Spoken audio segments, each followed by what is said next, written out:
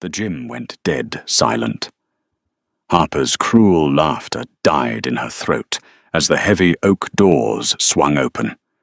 Chloe stood there, clad not in the degrading plastic trash bag they'd forced upon her, but draped in shadows, and silk resting her hand on the arm of a terrifyingly beautiful billionaire.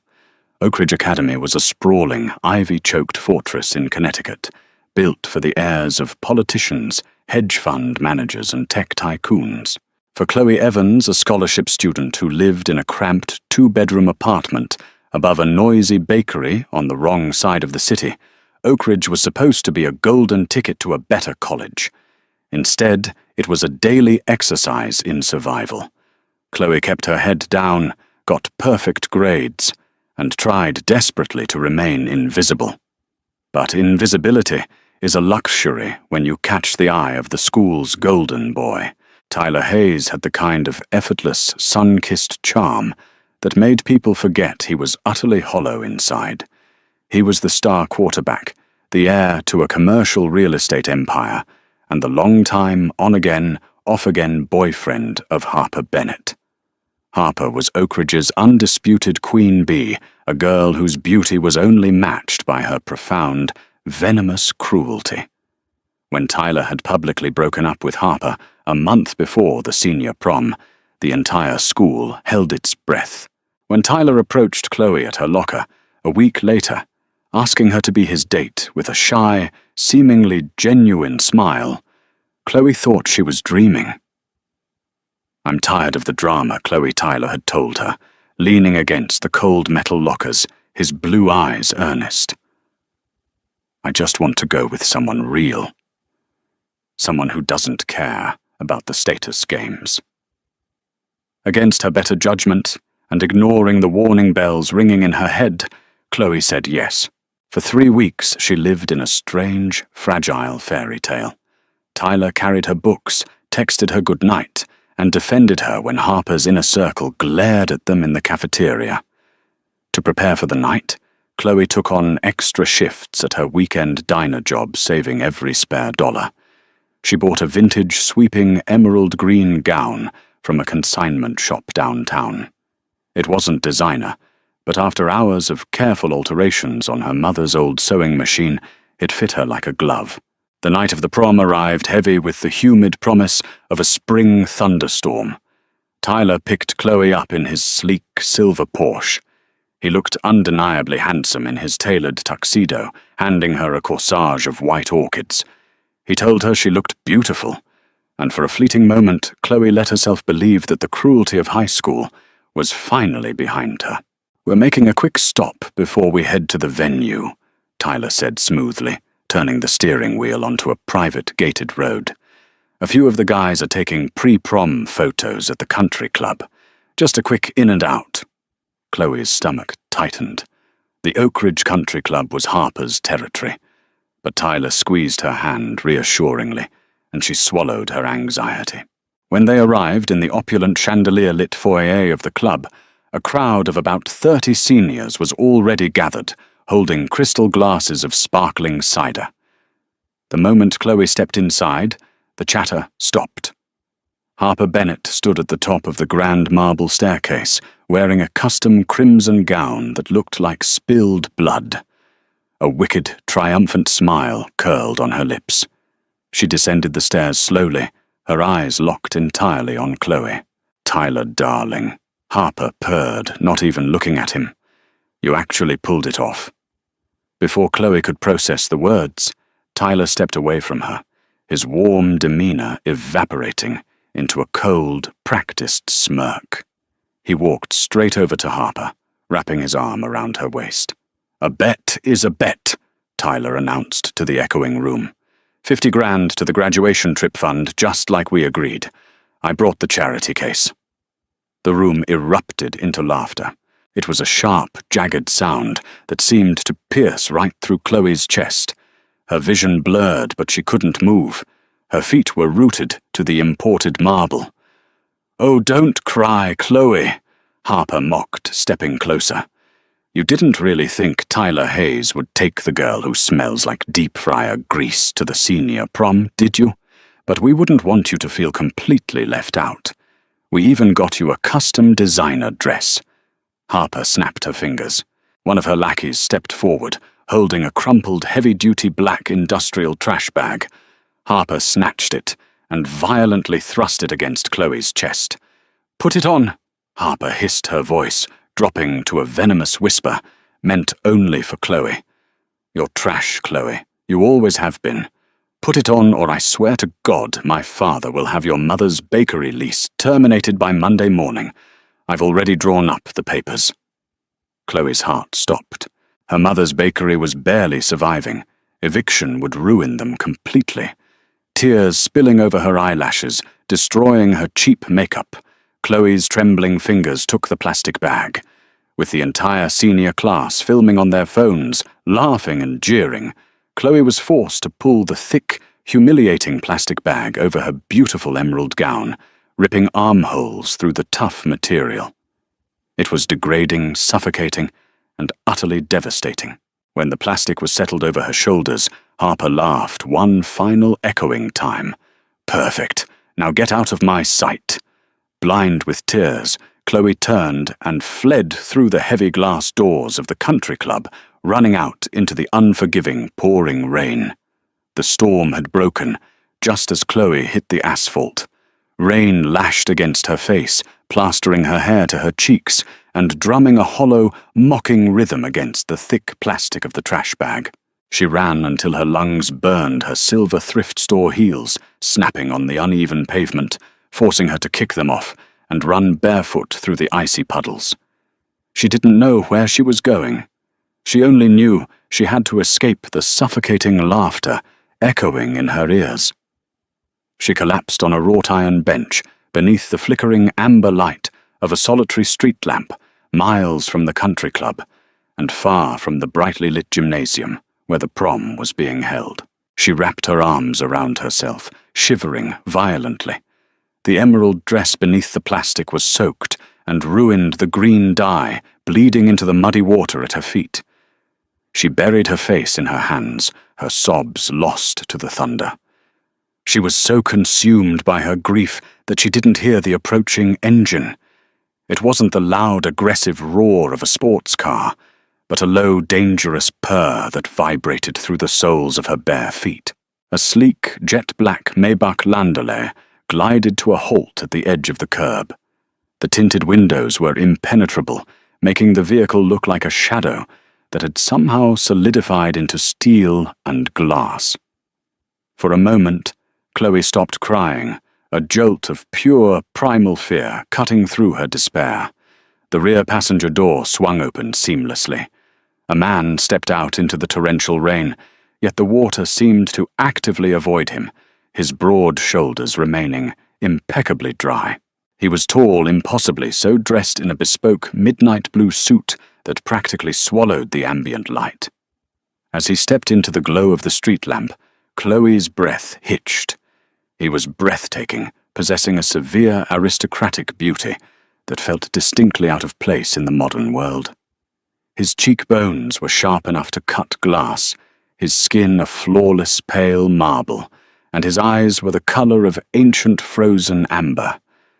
This was Alistair Croft, the reclusive billionaire CEO of Croft Industries, a man whispered about in the highest echelons of global finance. He was a phantom, a myth who bought out entire corporations with a single phone call and never gave public interviews. But he was something else too, something far older and infinitely more dangerous. Alistair was the reigning king of the North American vampire court, a predator who had walked the earth since the reign of the Tudor kings. Alistair's amber eyes locked onto Chloe's trembling form. He didn't look at her with pity. He looked at her with a quiet, terrifying intensity. He stepped closer, the sheer force of his presence silencing the very wind around them. "Chloe Evans." His voice was a dark, rich velvet that sent a shiver down her spine, entirely unrelated to the cold. It was a voice that commanded empires. "How do you know my name?" Chloe stammered, pulling the plastic bag tighter around herself, painfully aware of how pathetic she looked. "I know many things," Alistair said, stopping just a foot away from her. "I know that exactly 73 years ago, your great-grandmother offered shelter to a man bleeding out in the snow behind her tavern. She hid him from the mob, hunting him, asking nothing in return. She saved my life." Chloe stared up at him, her mind struggling to process his words. 73 years ago, that's impossible. You look like you're 30. Alistair offered a faint, chilling smile that didn't reach his eyes. "I assure you, I am much older than that. A blood debt was sworn to your bloodline that night. I have kept watch over your family from the shadows ever since. I have watched your quiet strength, your resilience, and I have watched what those insignificant, privileged children just did to you." His gaze dropped to the black trash bag clinging to her wet frame. The amber in his eyes darkened to a deep, predatory red. The temperature in the air plummeted frost, instantly forming on the edges of the iron bench. "They meant to break you tonight," Alistair murmured, reaching out. His gloved hand gently brushed a wet strand of hair from her cheek. His touch was freezing, yet it sent a jolt of electric warmth straight to her heart. "They meant to cast you into the dirt, but they have severely miscalculated. There's nothing I can do," Chloe whispered, fresh tears threatening to fall. "If I fight back, they'll destroy my mother's business. Harper has the power." "Harper Bennett has the illusion of power," Alistair corrected his voice, dripping with ancient disdain. "Her father's political career is financed by my shell corporations. He is a pawn on a board he cannot even see. They wanted to make a spectacle of you, Chloe. Then we shall give them a spectacle." Alistair shrugged off his massive, heavy, silk-lined overcoat. With a fluid, graceful motion, he knelt before her. He gripped the collar of the trash bag and with a terrifyingly effortless pull, tore the thick industrial plastic entirely in half, casting the ruined pieces onto the wet pavement. Before Chloe could react to the cold, Alistair wrapped his magnificent overcoat around her shoulders. The garment was impossibly warm, smelling of cedar-expensive cologne and a metallic hint of ozone. He fastened it at her collar with a heavy, glittering ruby brooch he produced from his pocket. The coat draped over her ruined dress like a regal midnight gown. "Stand up, Chloe," Alistair commanded softly. She obeyed, feeling a strange, intoxicating courage seeping into her veins from the sheer proximity of him. "You are under the protection of the House of Croft," Alistair declared, offering her his arm. The rain had completely stopped, around them held back by an invisible pressure. "Tonight you do not walk into that gymnasium as a victim. You walk in as a queen. Shall we?"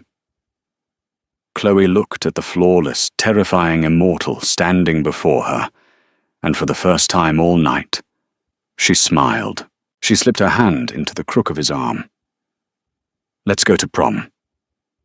The drive back to Oak Ridge Academy was a blur of rain-slicked neon and the absolute suffocating luxury of the Maybach. Chloe sat in the plush leather seat, enveloped in the massive, heavy, silk-lined overcoat that belonged to Alistair Croft. The ruined, dye-bled emerald dress beneath it felt like a distant memory, replaced by the sheer, terrifying weight of the garment she now wore. Alistair sat across from her, a portrait of lethal composure. He had made one brief phone call in a language Chloe couldn't identify. It sounded like a harsh, ancient dialect of Latin before turning his amber eyes back to her. He reached into a hidden compartment between the seats and produced a long, flat velvet box. "The coat is a statement, but you require armor, Chloe," Alistair said softly, opening the lid. Inside, resting on black satin, was a breathtaking, blindingly brilliant diamond collar. This piece was crafted by Jacques Cartier himself in 1928, for a duchess who understood the art of war. It belongs on you tonight." Chloe gasped as his cold, gloved fingers deftly fastened the heavy platinum and diamond necklace around her throat, letting it rest perfectly against the collar of the oversized midnight blue coat. The contrast was stunning. She looked less like a high school student and more like a deposed monarch returning to claim her stolen throne. When the Maybach pulled up to the entrance of the Oak Ridge Academy gymnasium, the storm outside was still raging, but the chaos inside the car was non-existent. A uniformed driver, his eyes completely hidden by dark glasses, despite the night hour, opened the door, holding a massive black umbrella. Alistair stepped out, first extending a hand to Chloe. The moment her bare foot, she had abandoned her cheap heels in the street, touched the red carpet leading into the venue, a wave of unnatural freezing air swept through the double doors, preceding them like a herald. Inside the gymnasium had been transformed into a lavish faux Versailles garden. A 12-piece orchestra was playing a modern pop song disguised as a waltz. The dance floor was packed with the airs of Connecticut's elite, dripping in designer silk and imported pearls. On the raised stage at the far end of the room, Principal Higgins was standing at a microphone, holding the glittering plastic crowns for Prom King and Queen. Tyler Hayes and Harper Bennett were standing right beside him, grinning triumphantly at the cheering crowd. Harper was basking in the adoration, her crimson gown catching the harsh spotlight. Then the heavy oak doors of the gymnasium slammed open with a concussive boom that rattled the bleachers. The orchestra abruptly stopped playing. The cheerful chatter of 300 teenagers died instantly, replaced by a suffocating, terrified silence. The sheer predatory aura radiating from the entrance was a physical weight pressing down on everyone in the room. Chloe stood in the doorway, barefoot, draped in the billionaire's sweeping overcoat, the blinding Cartier diamonds catching the stage lights.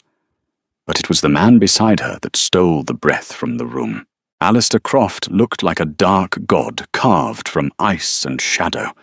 He rested his hand casually on the small of Chloe's back, guiding her forward. The crowd parted violently. No one dared to breathe, let alone speak, as the pair walked slowly down the center of the gymnasium.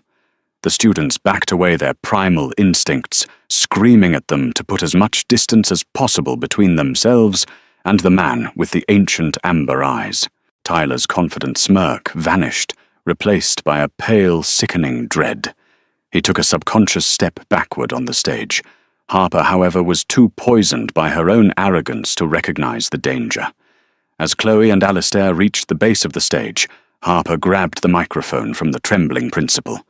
"Is this a joke?" Harper's voice echoed shrilly through the silent room. She pointed a manicured finger at Chloe. "I told you to leave, you pathetic little rat. Who the hell is this? Did you hire an actor to play your sugar daddy?" The temperature in the gymnasium plummeted another 10 degrees. The punch bowl on the refreshment table audibly cracked the pink liquid, instantly freezing solid. Alistair didn't shout. He didn't need to. When he spoke, his dark velvet voice carried to every corner of the massive room without a microphone. "You are Harper Bennett." Alistair stated the word, sounding like a death sentence. "Daughter of Senator Thomas Bennett, a man who currently possesses exactly $14 million in undisclosed illegal campaign funds, resting in a numbered account at the Banque Privée Edmond de Rothschild in Geneva." Harper's face drained of all color.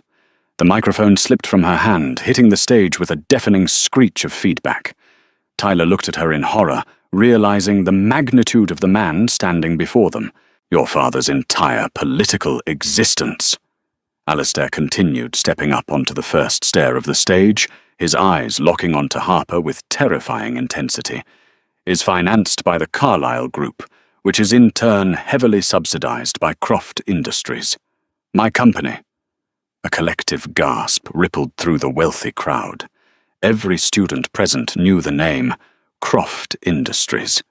It was the apex predator of the financial world. "I bought this academy 20 minutes ago while sitting in traffic," Alistair said smoothly, not breaking eye contact with the trembling girl. I have just terminated the lease of every Bennett family business property in the state, and by tomorrow morning, the federal authorities will receive the encrypted ledgers of your father's offshore accounts. Your reign of cruelty ends tonight, little girl. You are nothing.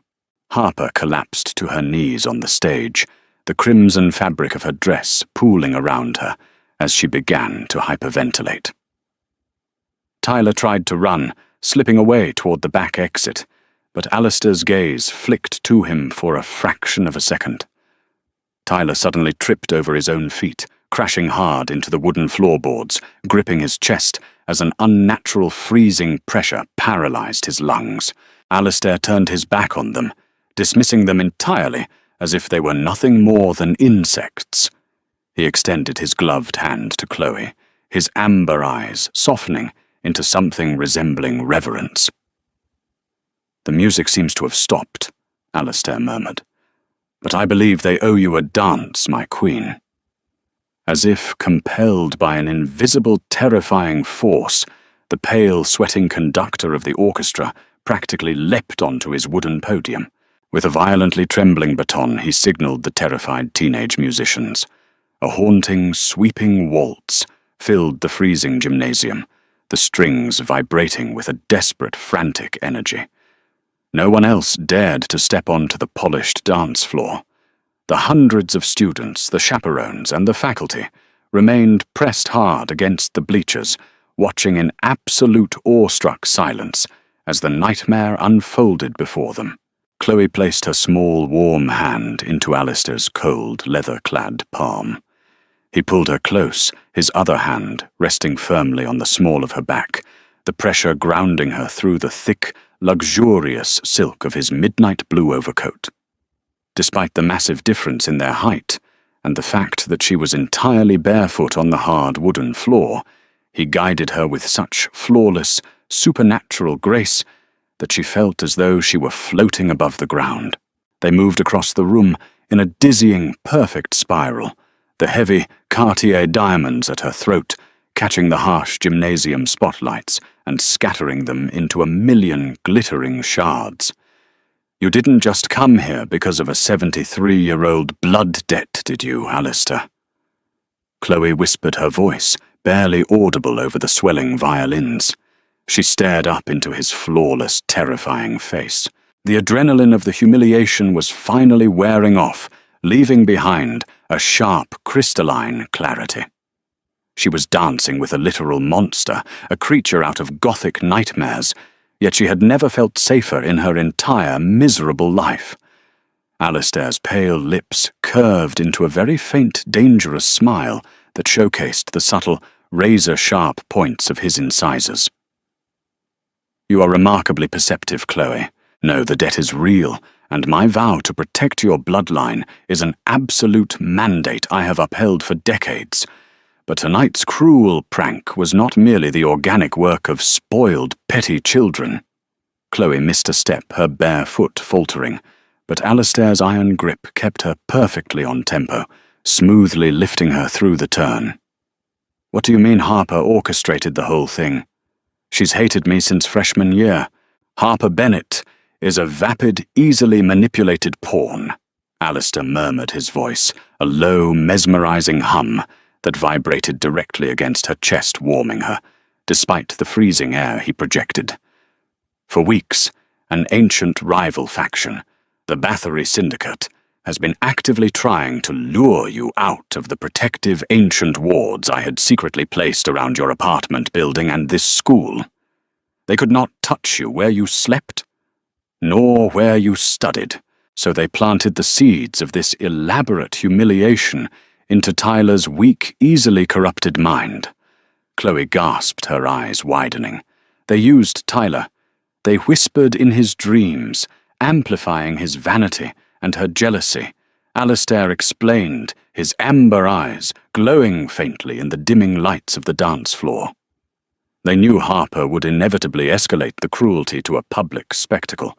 They wanted you cast out into the dark completely alone, emotionally broken, and running blind through the streets. They were waiting for you in the shadows of the storm, Chloe. They needed you isolated. Chloe's mind spun, struggling to anchor itself. The absolute absurdity of high school hierarchy paled instantly in comparison to the hidden, lethal world she had just been violently dragged into. Waiting for me. Why I'm a nobody. I'm just a poor girl who smells like deep fryer grease.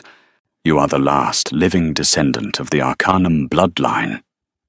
Alistair stated the reverence in his tone unmistakable. Your blood possesses a microscopic genetic anomaly, a total immunity to vampire compulsion and mind magic. In the hands of my enemies, you could be brutally synthesized into a biological weapon capable of wiping out my entire court, or forced to breed an army of mortal hunters who could not be stopped.